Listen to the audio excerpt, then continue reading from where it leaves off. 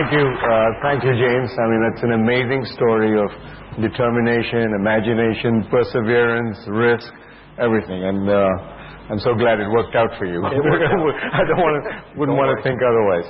Let me just open this conversation with Aamir about something which you have in common between you two, is that you actually have made films with a message. Sam Goldwyn said, the great filmmaker, you want to send a message, use Western Union.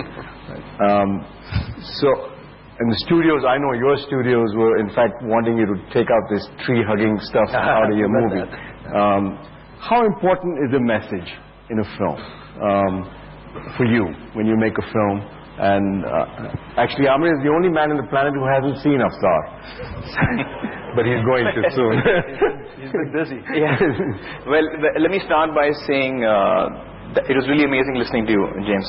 And I can really understand what you've been through with, every week and every month and every day of the progress that you made on the film. And the first time that you saw the footage, actually, I could really imagine that.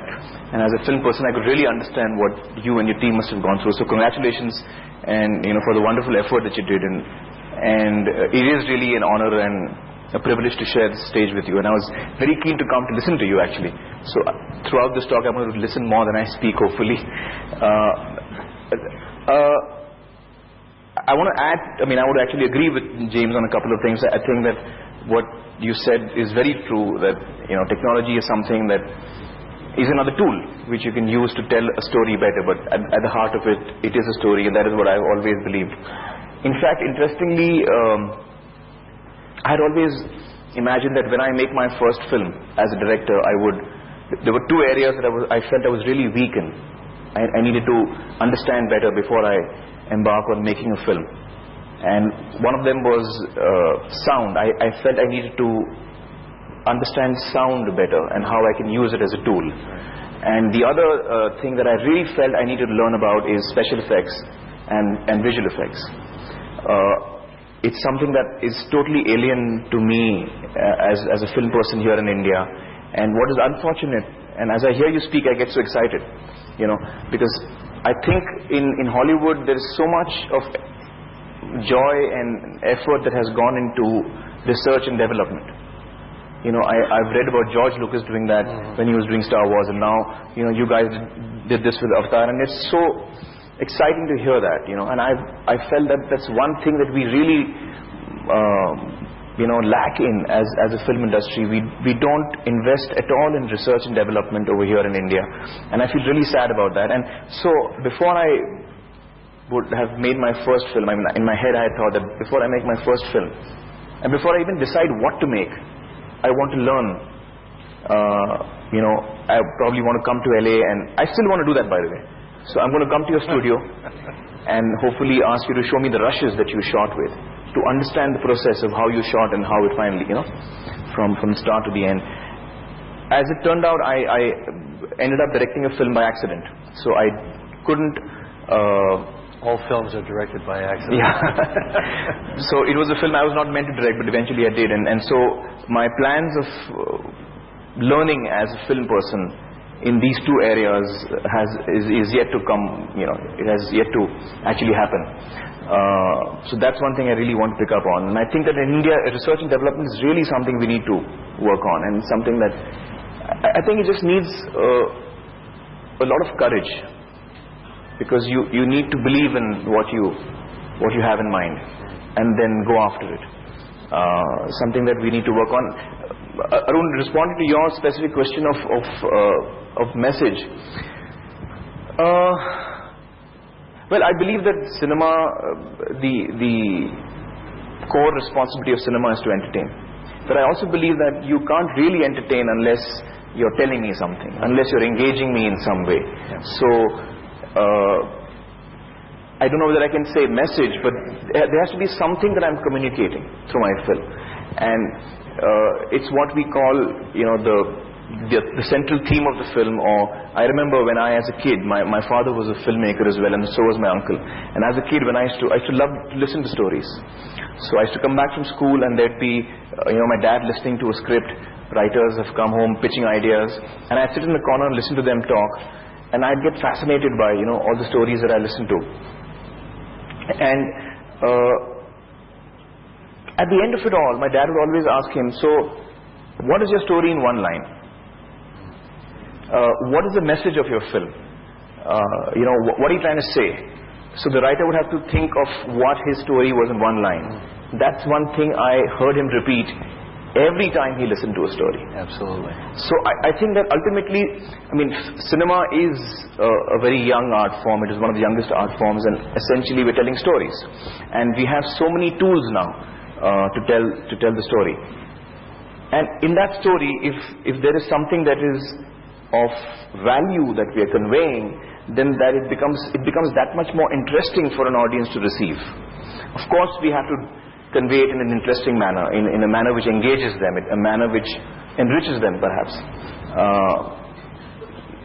So that's what I feel. I feel that I feel that you should have a message. I'm not saying you need to start a college or something when you're making a film, but it's great to convey something, and I think that's what people receive when they're listening or watching a film or listening to a story. Even if it's something as simple as, if it's a film about the triumph of the human spirit, like Lagan was. It's not a great message. It's not a message which, like Tare Zameen Par, which is about childcare and education. But it's still a message which is telling you something positive, which is giving you something, which is inspiring you, which is giving you courage, perhaps, which is giving you hope, So even if the message is simple, I think that you need a message, is what I feel. James said another thing, which is that he makes movies for himself. Everything he said is so You brilliant. agree with right on the money.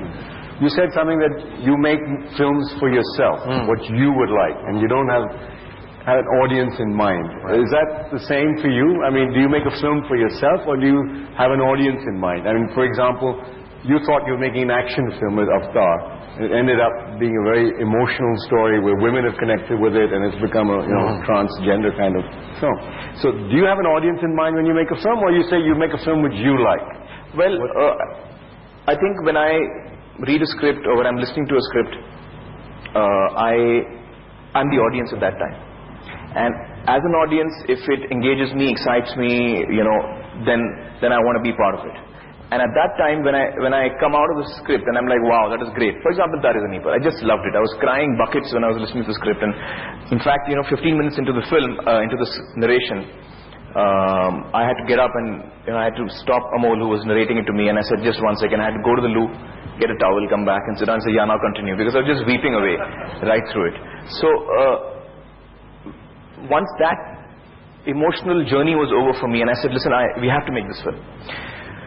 Then you sit down and think of the practical side of it, and you're like, okay, so this is really unusual for mainstream cinema. It's about childcare and education, and probably the market is not going to look very kindly onto this, but we have to do this. And so let's find a way of how to make it practically possible.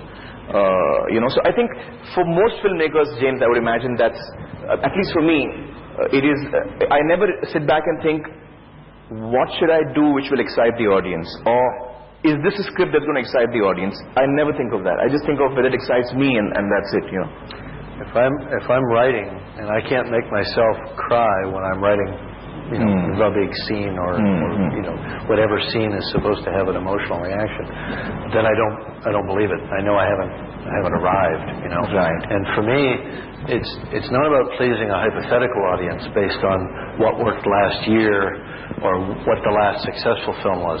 It's pleasing the audience that I carry around in the back of my mind with me all the time, that really consists of a bunch of clones of me, because my taste is very kind of blue collar. I didn't go to film school. I didn't study film aesthetics. I've absorbed a lot along the way out of respect for film and film history, but I don't look at things that way. It's not, for me, I'm not referencing other movies. And I know some filmmakers really spend a lot of time referencing other movies when they're making films. I think it's an unhealthy practice. Sometimes it works for them. I agree. Yeah. Sometimes it doesn't.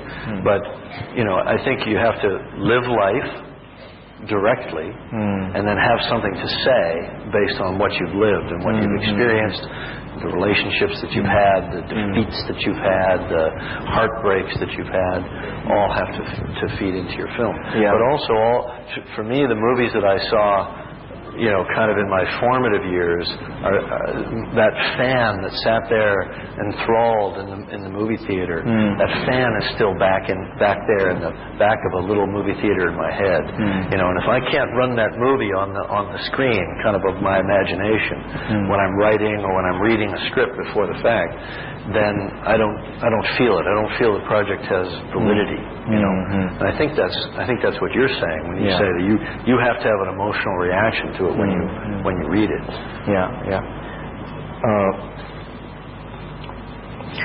I really I wanted to say this again. I mean, I get so excited when I hear what you guys went through and what you did.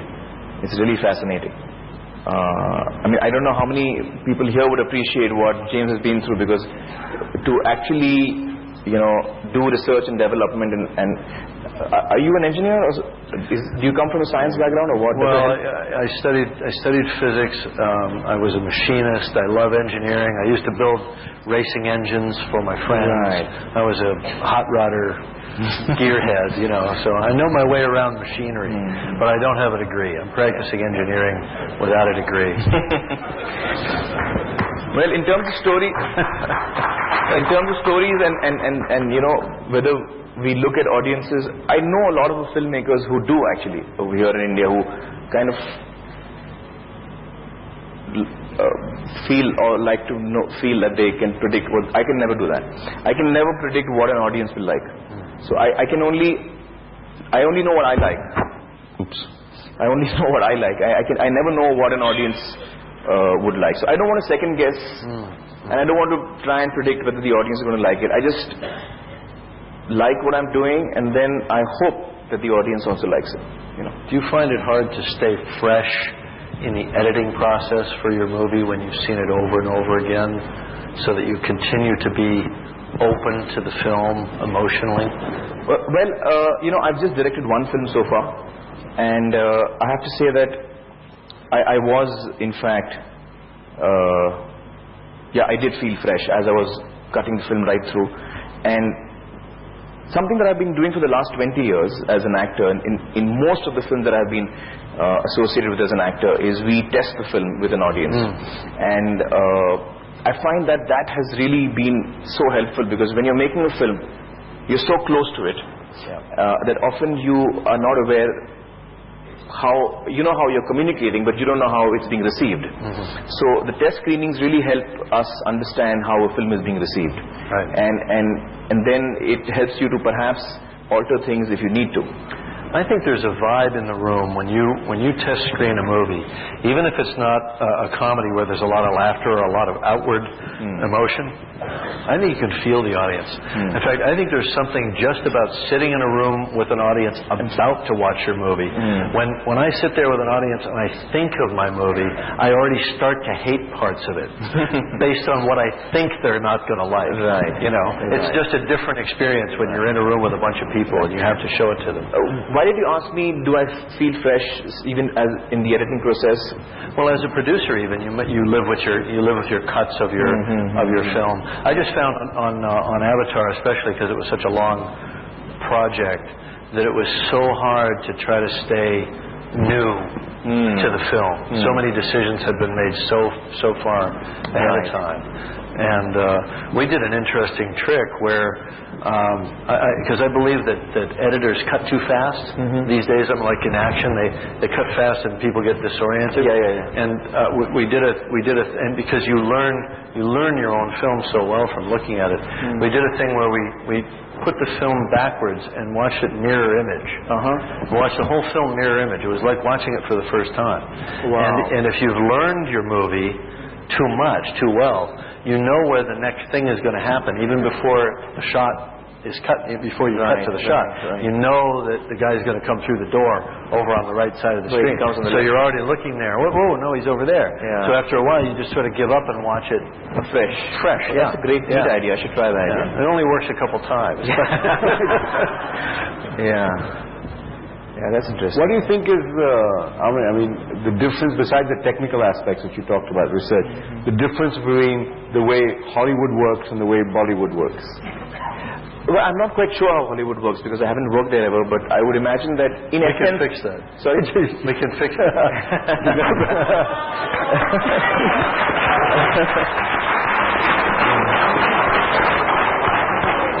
But I would imagine in a sense it would probably be quite similar. In a sense, I guess it would be similar. I mean, I think in terms of technology, Hollywood is far ahead of Do you have agents? Well, kind of. They're not really, not in as organized way. Do you have leading I don't ladies? have an agent, for Do example. you have a leading lady that won't come out of her trailer because she's concerned about a mole? Or Yeah. on her face? Yeah. You have those things. It's the same. Yeah. Well, I've read, a lot of books on lives of personalities from Hollywood, and judging by that, I think it's pretty similar.